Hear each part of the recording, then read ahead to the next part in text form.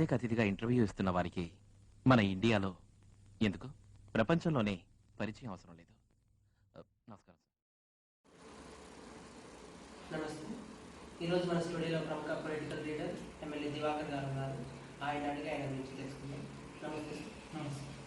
ఏం కదా MSc botany. Botany అంటే మీరు పిహెచ్డి ప్రొఫెసర్ అవ్వాలనుకుంటారా? అలానే కాదు, ప్రొఫెసర్ అవ్వాలని కాదు, నాకు మ్యాథ్స్ అంటే ఇంట్రెస్ట్, జువాలజీ అంటే ఇంట్రెస్ట్, అందుకని నేను బాటనీ.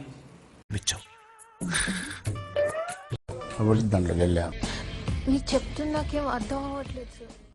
మ్యాథ్స్ అంటున్నారు, జువాలజీ అంటున్నారు, మరి బాటనీలో ఉండవు. ఎందుకుంటావు? ఉంటాయి. మ్యాథ్స్ ఉంటుంది, జువాలజీ ఉంటుంది, సోషల్ స్టడీస్, సైన్స్, ఇవన్నీ సైన్స్ బాటనీకే సంబంధం.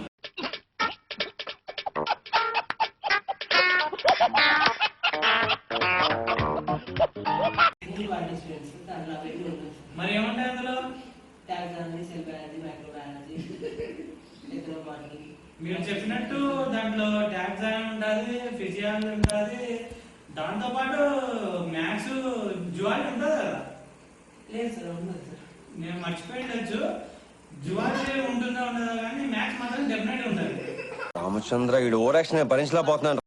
ఒరే ఏటోళ్ళు చెప్పింది పూర్తిగా వినవే, ఇలా వెనకే డిగ్రీ అన్నీ.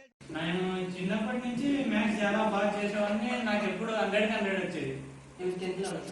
లేదు, చైల్డ్హుడ్ నుంచే 100 వచ్చేది.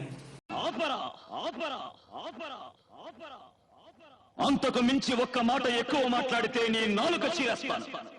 నా